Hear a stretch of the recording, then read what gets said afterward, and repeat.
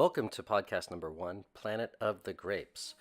Today we're going to be talking about the French and Italian Blitz, and in part 1 we're going to be covering Discover France, the French and Italian Blitz, which you wonderful people are going to be taking care of.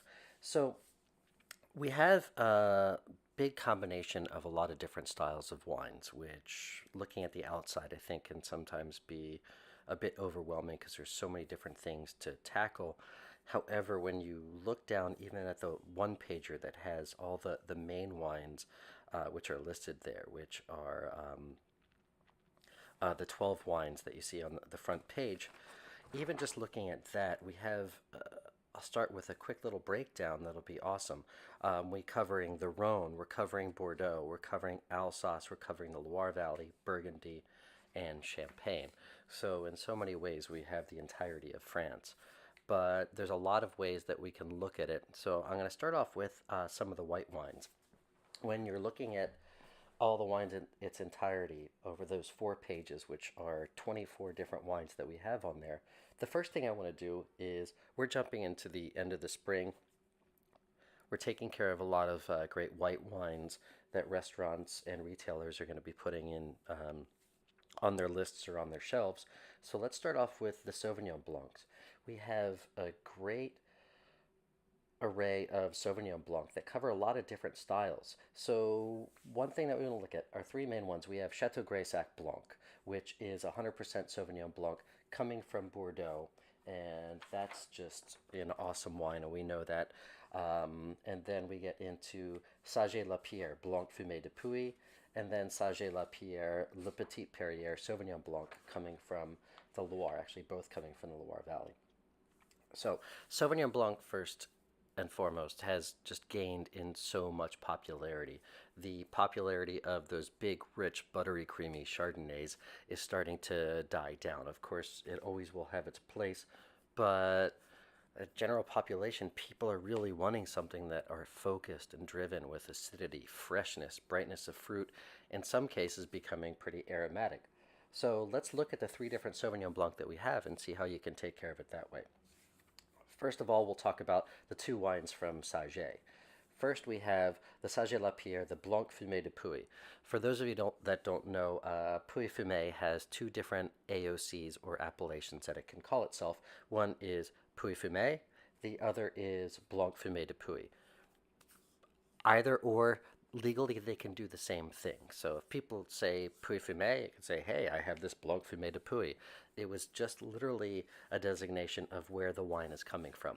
Now, if you don't know, Puy Fumé is in the Loire Valley, located right across the Loire River from where Sancerre is. Sancerre is skyrocketing in popularity. As we all know, with Saget-Lapierre Sancerre, it goes as soon as it comes in. So here you have an amazing alternative. Stylistically, Puy Fumé is known to have a little bit more of lean, focused minerality, a lot of freshness to it. Then we jump into Saget-Lapierre, Le Petit Perrier, and that's a less expensive version.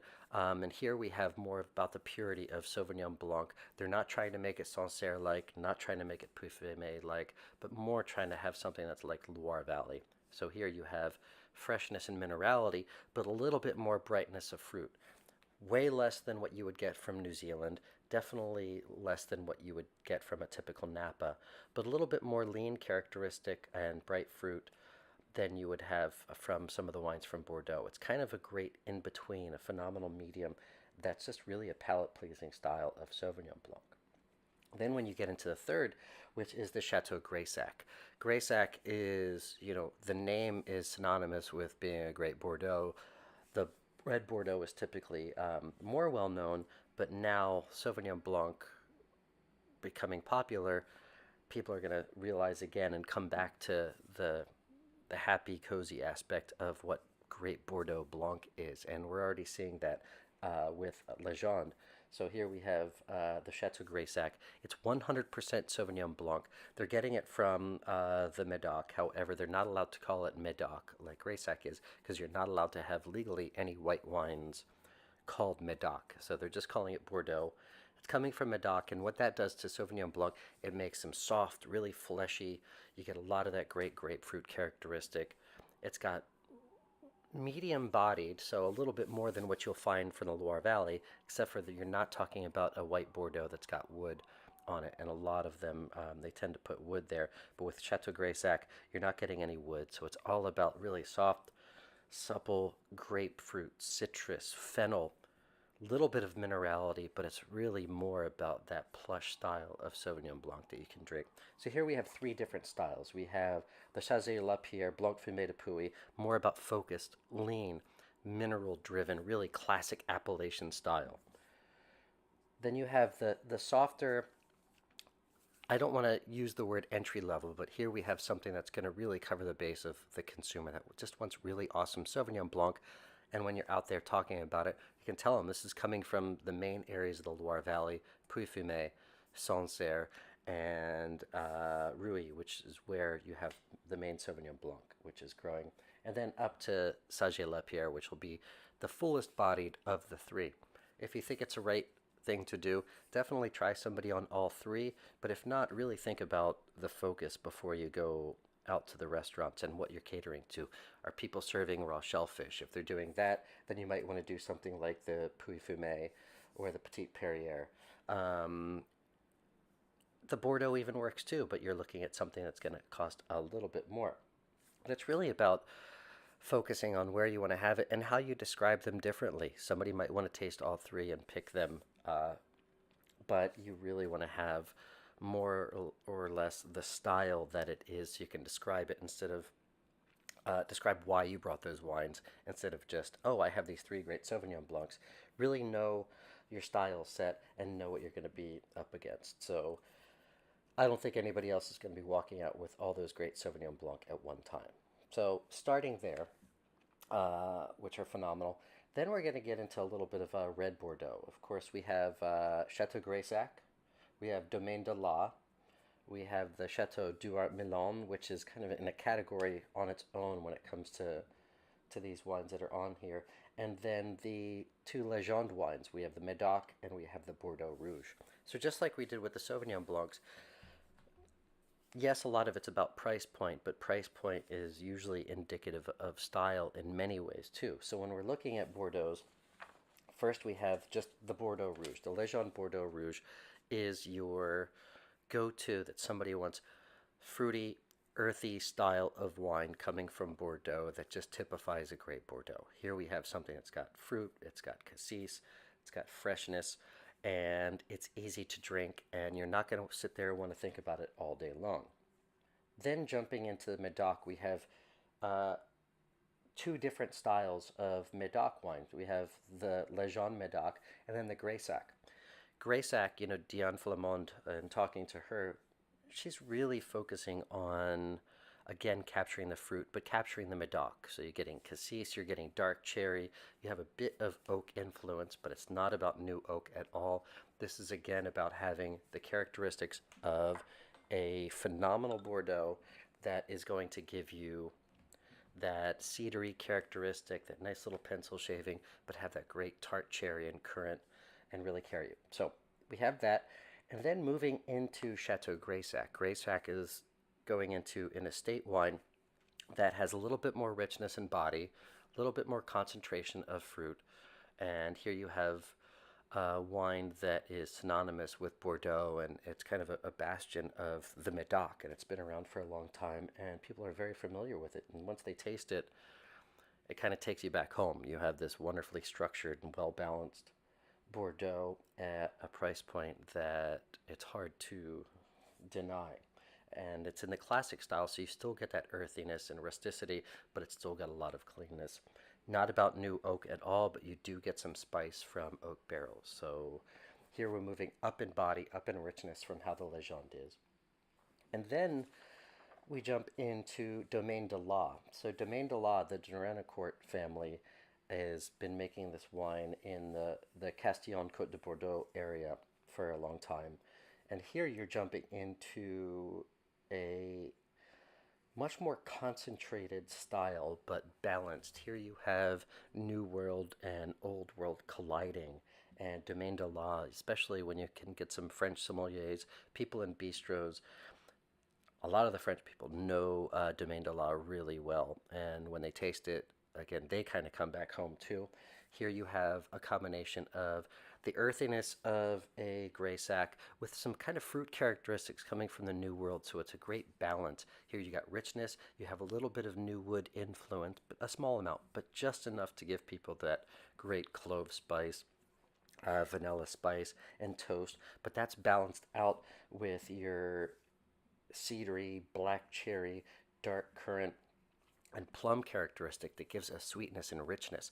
So here you have something that'll capture both the old world palate and the new world palate. So think about it that way. Here's the Bordeaux that you want to see for great steakhouses, and you'll have a phenomenal new world style of wine with that old world flair that you can put on a list that people just jump at the second that they try it.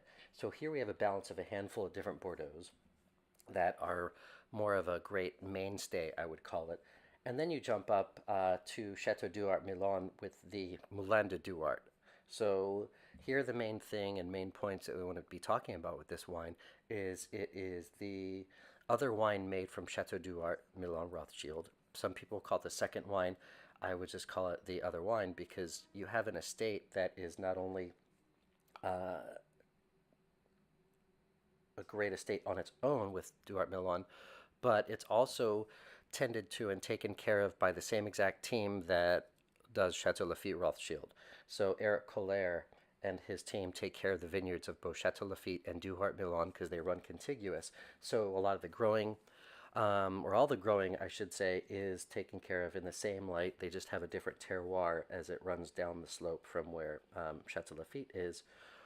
And the barrels and the cooperage are taken care of by Chateau Lafite Rothschild with their cooperage too. So that's going in both the Duart Milan and the Moulin de Duart. So with Moulin de Duart, the thing that I get more is there's a little bit more accessibility.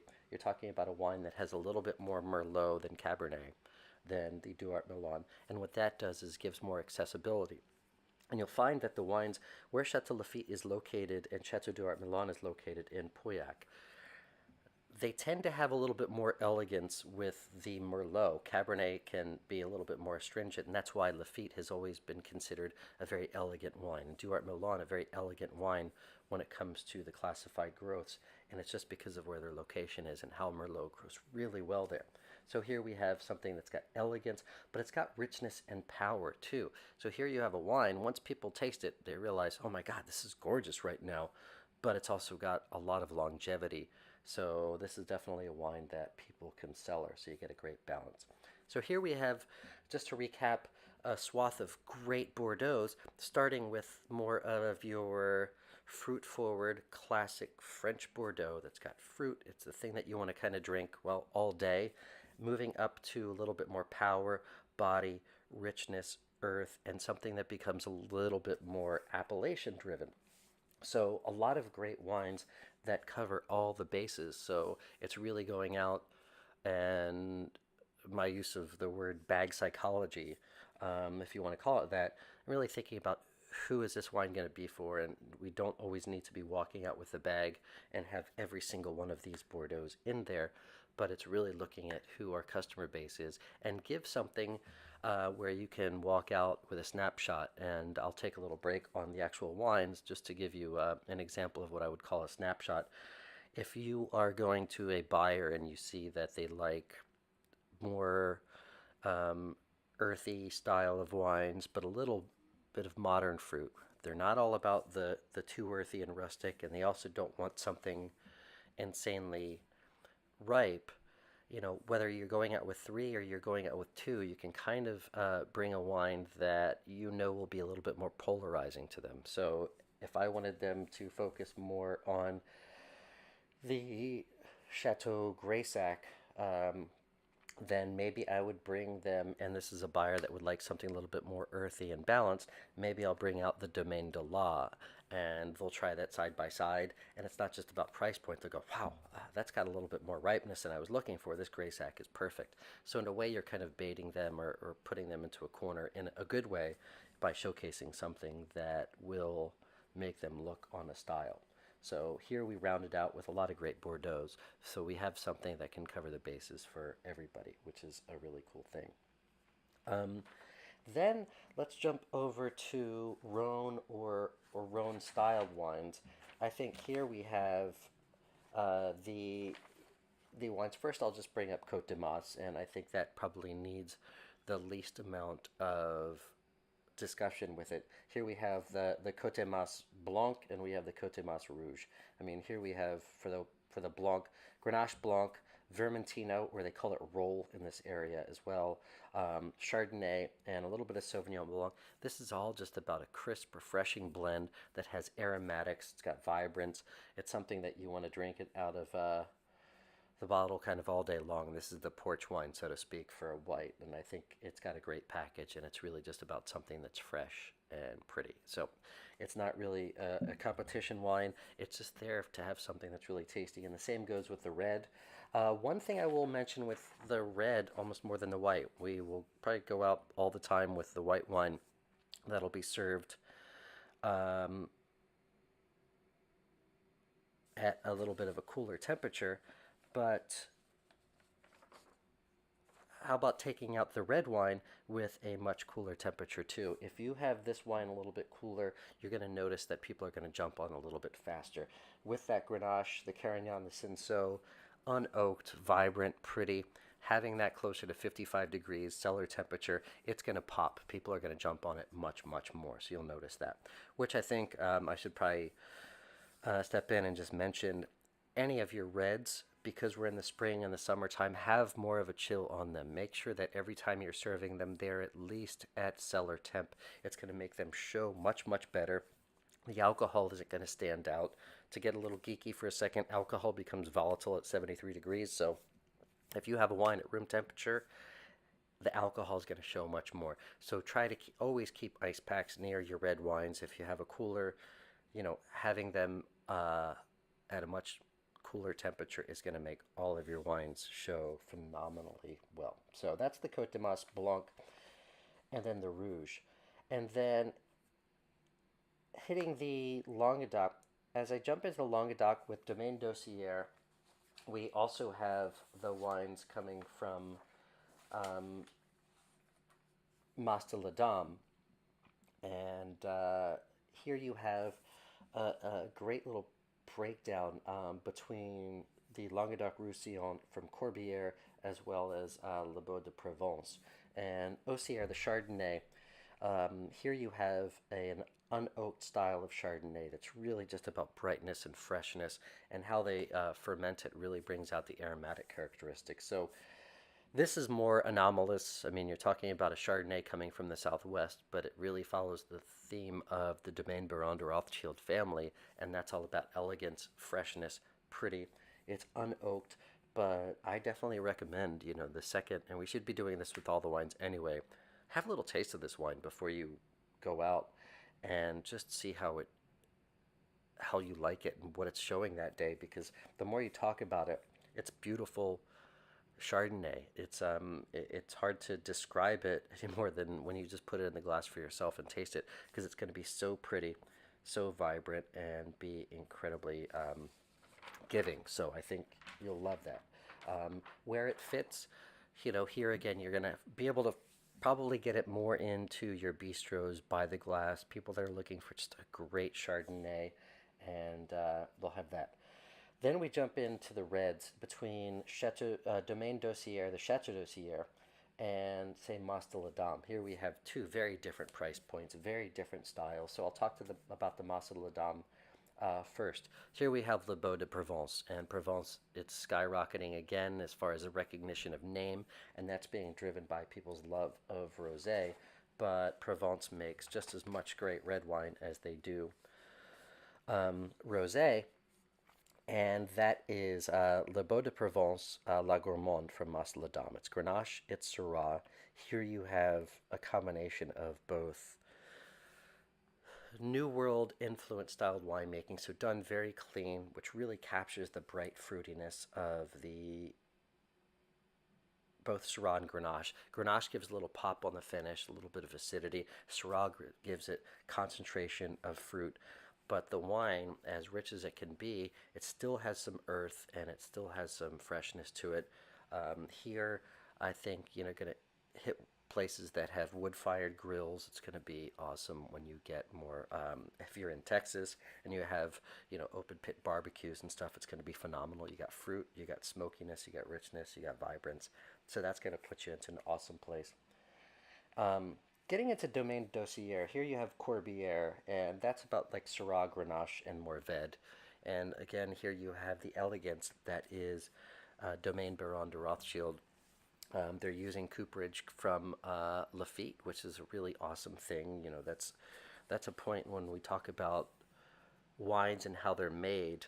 They're not always made in the same way when it comes to the DBR family, but you're talking about a knowledge of winemaking and vineyards, and they capture each variety exactly as it should be, meaning the Grenache is Grenache, the Syrah is Syrah, the Mourvèdre is Mourvèdre, because they have such great experience.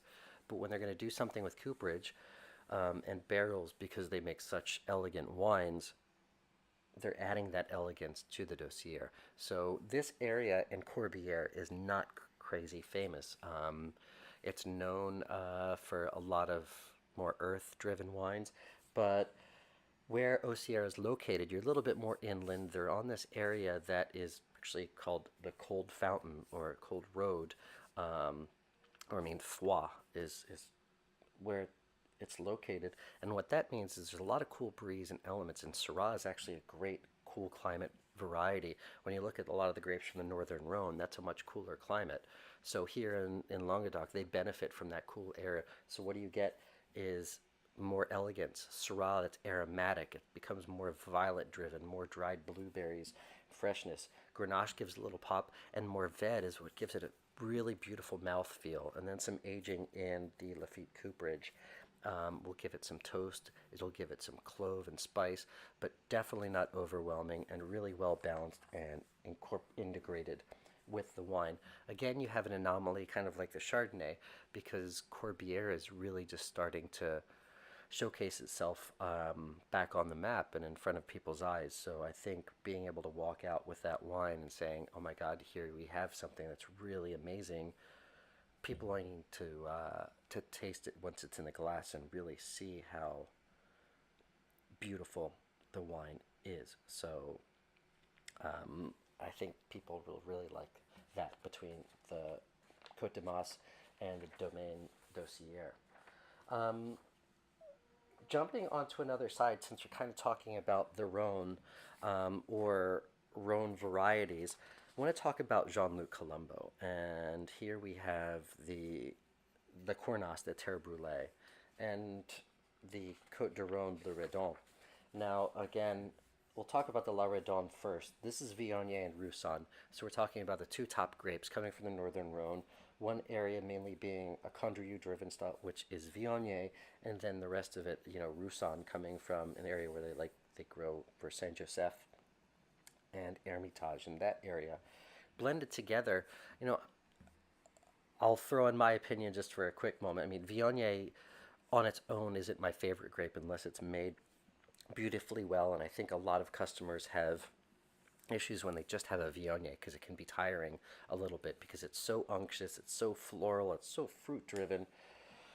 But what JLC does so very well is when you take that Viognier and you balance it out with the Roussanne, you're adding a little bit of lean texture, you're adding minerality, you're adding acidity, so it's not over the top anymore. And that La Redon has got the perfect balance of being floral, being peachy, but having a lot of freshness and vibrance and crisp.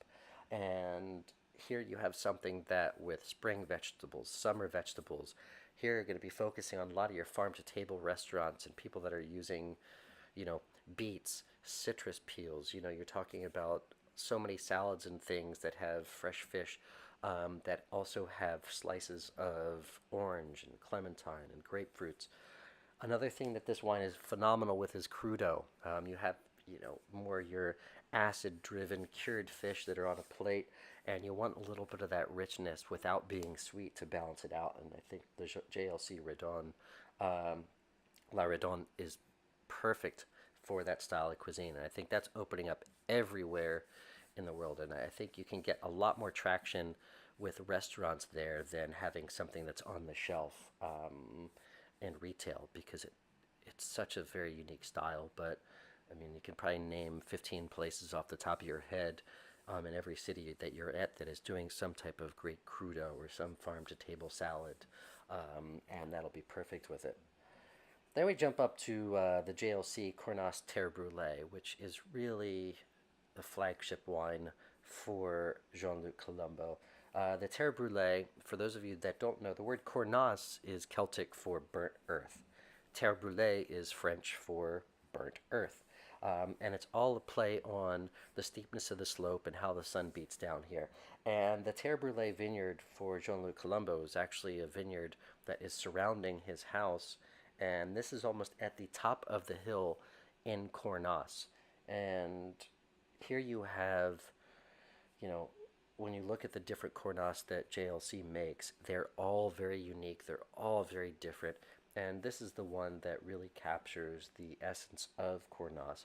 And you get rich, concentrated, like dried blueberry fruit. You get spice, you get currant, but it also has a lot of interesting, garrigue or herbal characteristics. You're getting things like licorice, you're getting cocoa, you're getting savory herbs like sage that come out in tarragon.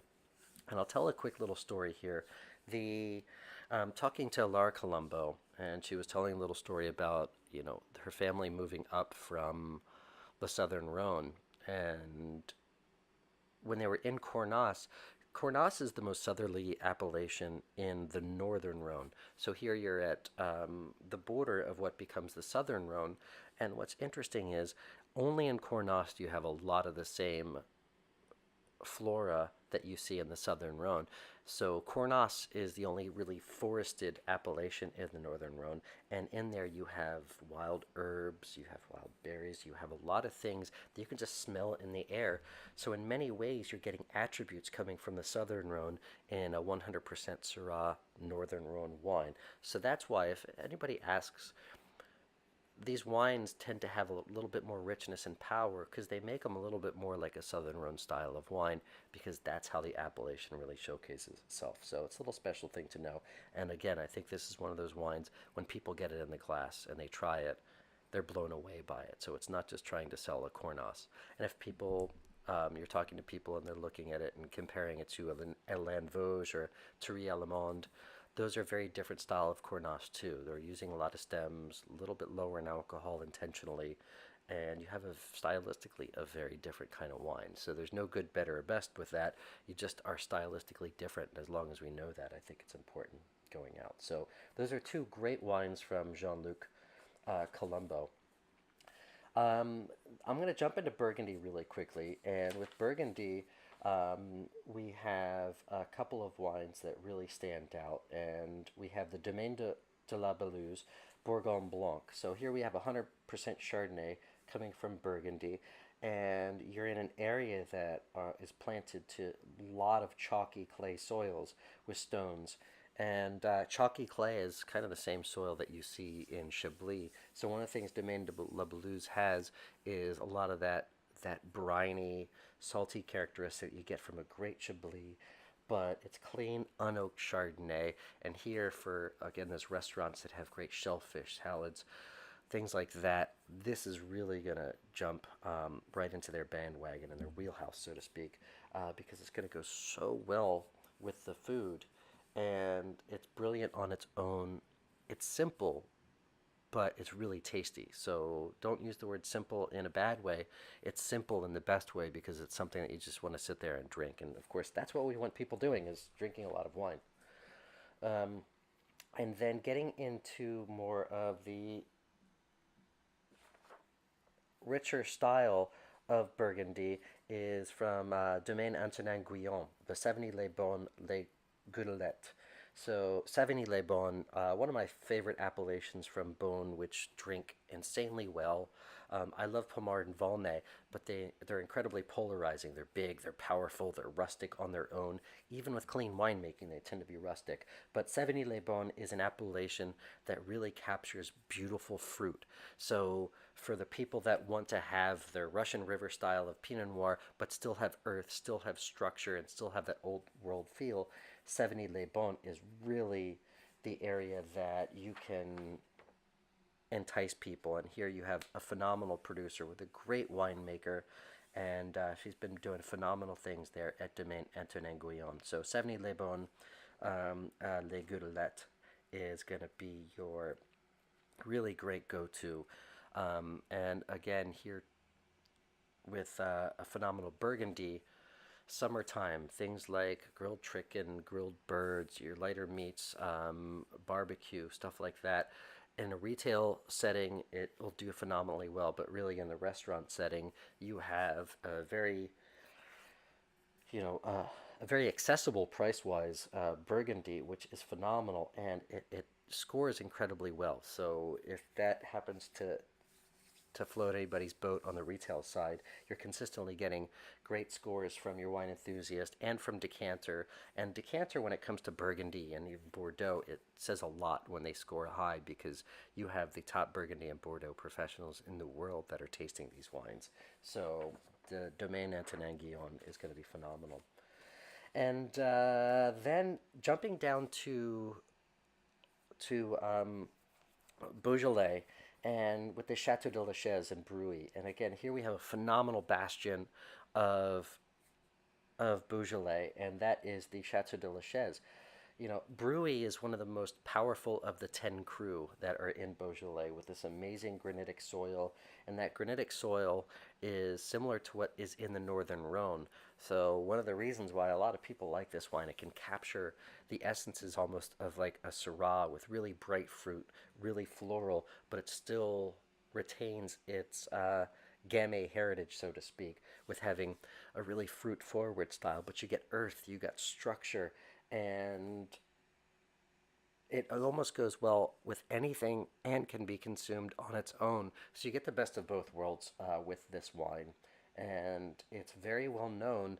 I mean, there's a lot of great Beaujolais that's out there that's expensive. It's become insanely popular, but one of the things with Chateau de la Chaise is it's their consistency and making really beautiful wine. It doesn't capture the essence of like the natural wine movement, which is fine. We don't want that. It really captures fruit, Burgundy, all about great Burgundy. It is put in wood for a while, but it's not about new wood. It's about balance and keeping the wine so pretty and fresh. And the new package that's on Chateau de la Chaise is really beautiful too. I think when people see it, and they have seen it, they're like, wow, this is a big departure from how it used to look.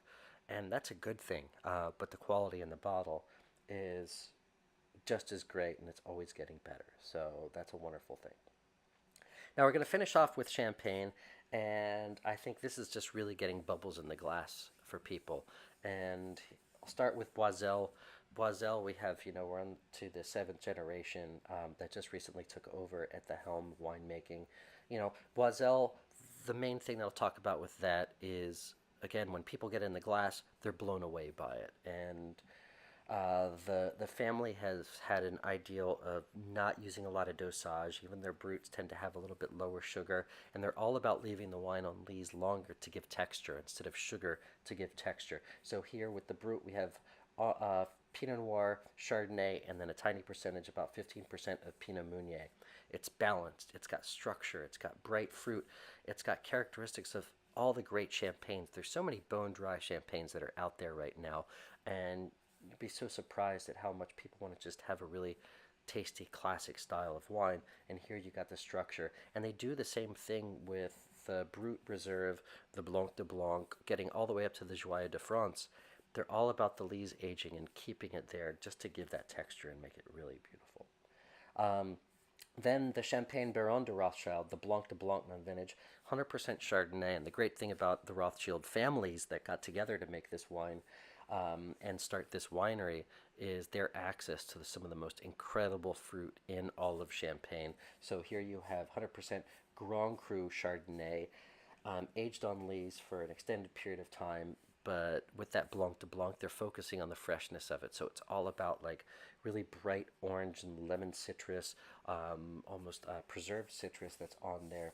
And you also get a little bit of toasty brioche, but it's not over the top. It's more about that clean, round, really pristine style that is absolutely beautiful. And And then we'll jump up to a very different style of Blanc de Blanc, and that's with the Champagne André Jacquard, the Brut Experience Premier Cru Blanc de Blanc. So here we have a Premier Cru that Jacquard, they're all about getting the texture on it in a similar way to almost Boiselle, but this Blanc de Blanc and coming from the Premier Cru, I would put it closer to producers like Delamotte and Salon. You have that really wonderful, creamy, caramely brioche style of champagne, which people are so in love with, and pretty much goes with anything. You can have it with lighter meats, you can have it with fish that's cooked in plenty of butter, lobster, you name it, and even better, it's phenomenal on its own. But again, it's a clean style. So here we have three very different styles of champagne in three very different price points, but equally wonderful, but really lay them out in that way. And I think what's going to be important overall when we look at the discovery of French Blitz is use your bag psychology. You guys are amazing. You guys and gals, pardon me, are amazing, and really want you to think about what you're going out with each day, and at the beginning of the week planning out who you're going to see, and looking at it from the aspect of really catering to the specific customers and have them in mind. And I think you have a phenomenal lineup of wines for the spring, getting into the summer. So we should be able to hit a lot of home runs with these great wines. And I think part of it is all about how we look at it. And then lastly, I wanted to finish off, last but not least, is Trimbach. You know, Alsace is a very unique area. Trimbach, we have arguably one of the best producers in all of France, period. It's not just about Alsace and their classic Riesling. Here you have a bone-dry style of Riesling that captures that really great peachy characteristic, a little bit of petrol, a lot of minerality, and the acidity that Jean Trimbach really goes after. And they're famous for it, and it keeps continuing to be loved by all. And just get this in the glass and have it at the right temperature, have it at the good chill when you're tasting people on it, and we'll see that it's so delicious. And then lastly but not least, as the last wine I'll talk about, the Pinot Noir Reserve. And yes, there's a lot of great Pinot Noir growing in Alsace. Ironically, where the Pinot Noir grows, it was Germany for a period, and then it was French for a period, and back and forth. Part of Baden in Germany can actually grow their Pinot Noir in Alsace, and because this area, it's getting warmer, and that's kind of a good thing for Pinot Noir. So you have a fresh style of Pinot Noir. It's delicate, it's fruit driven. It's not about minerality or power or oak. It's about fresh Pinot Noir fruit. So anyway, finishing off, it's a great lineup. I hope you all enjoy going out there and selling them. And I think that's really important, is to realize, you know, we have the top producers in the regions, and I know it's important to make a lot of home runs out there and put a lot of points on the board, but don't forget these are great wineries, great farmers, great winemakers. So when we walk in the door, we're walking in with great wines, not just brands. They're all about great wines. So hope you enjoyed the first podcast. And the second podcast, we will talk about the Italian Wine Blitz. Thank you all.